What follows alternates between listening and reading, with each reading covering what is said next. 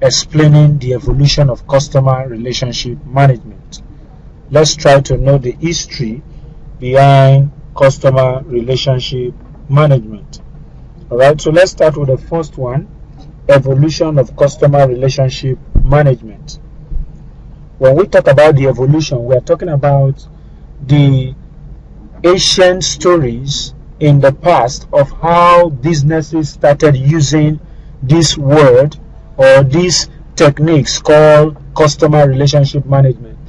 You know, I told you in the last topic or in the last chapter that customer relationship management is a strategy used by firms to build good relationship with customer in order to keep their loyalty, to retain them, and to also sell to them and make profit from them. Okay, let's take note of that. We want to see, where did this customer relationship management started in the modern or ancient world? Okay, the modern concept of customer relationship service, or the modern concept of customer service, has its roots in craftsman economy of 1800s.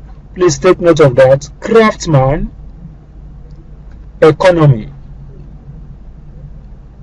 of 1800s. I want you to take note of this word.